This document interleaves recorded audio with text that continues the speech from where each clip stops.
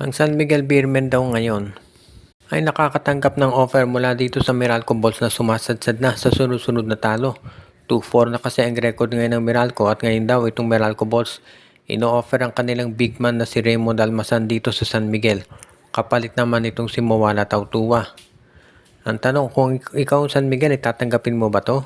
Pero sa tingin ko medyo malabo na tanggapin to ng SMB, no? Halos magkasing edad na itong si Tautuba at itong si Raymond Almasan at sa tingin ko, no, medyo nakakalamang itong si Mo Tautuba pagdating dito sa opensa kay Almasan. Plus itong si Raymond Almasan galing na yun, ay kasalukuyan nagre-recover mula sa injury. So sa tingin ko medyo malabo na tanggapin ng San Miguel ang nabanggit na trade. Dato si Tautuba wala naman tong iniinda. So kung gusto mag-offer ng Meralco, no, kailangan siguro medyo gandahan nila yung offer. Kung isasama nila si Jason Brickman, yan, baka mapaisip ang San Miguel Beermen. Dahil itong si Brickman, yan yung point guard na talagang hinahanap nila matagal na. Naglaro nga to sa San Miguel dati do sa Asian Basketball League. So, understandable talaga na gusto itong makuha ng San Miguel. Plus yung laro naman ni Brickman, parang bagay na bagay dito sa SMB. Kaya nga kung sakasakali siya talaga yung po pwedeng makakuha na itong San Miguel. Pero, ito namang Meralco nagdadalawang isip dahil ibibigay mo ba dalawang players talaga si Almasan at si Brickman dito para kay Mo Tautuan na may edad na rin.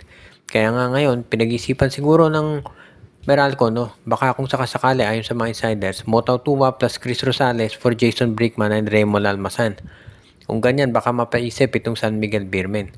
Although sa tingin ko no, magiging problema kasi mas malapad yung katawan nitong si Mo Tautua dito kay Almasan. Plus ito si Tautua kaya niyang pumoste. At itong si Almasan hindi. More of a, basta mostly defensive player na itong si Almasan.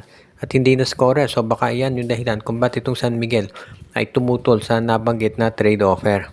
Ang Rain or Shine Elasto Painters daw ngayon ay in-approach ng Blackwater Bossing dahil mukhang interesado daw itong Blackwater Bossing dito kay Anton Asistio at pati na kay Leonard Santillan. Dahil nga sa injury nitong si Christian David gusto raw makuha ng Blackwater Bossing si Santillan para magkaroon sila ng isa pang forward na magagamit at willing daw silang ipalit naman nitong si Dalf Panopio. Kung ikaw naman tong Rain or Shine, medyo mag-iisip ka rito, no? Importante si Leonard Santillan sa kanilang rotation. Pero sa totoo lang, meron na silang Kaylan Tiongson dyan na ginagamit sa power forward. Plus of course, yung iba pa nilang players katulad nila Jonard Clarito at si Christian Manaytay at si Mike Malonzo. Ngayon, kung sakasakalin na itong si Leonard Santillan na iti-trade at makukuha naman nila ay itong si Panopio, solve na yung problema nila sa point guard. Nawala si Gian Mamuyak at obviously iniinda ng Rain or Shine at baka mawala pa rin itong si Andre Karakot. Kaya nga ngayon, no, kung sakasakali, sa tingin ko maganda naman to para dito sa Rain or Shine ni Elasto Painters na rin. Pero sa bandang huli, magdedetermine niya na kung papayag ang si Coach Yeng Yao. Dahil siya, sabi nga nila, siya may final say kung papayag dito sa mga trade offers na nakukuha nila mula dito sa iba't ibang mga teams. Pero sa ngayon, no, sa tingin ko mukhang okay naman to para dito kay Coach Yeng. Basta't kinakailangan lamang talaga na mapapayag sila pagdating dito sa ganyang klaseng sitwasyon.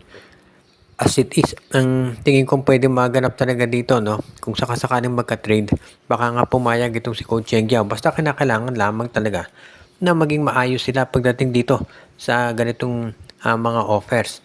At masiguro na makakuha nila si Panopio. Pero kung naman ang management ng RMS, medyo mahirap palampasin ito. Yun nga lang, kung si Santillan kapalit, kinakailangan big man din ang kunin ng Rain or Shine sa susunod na PBA draft na magaganap.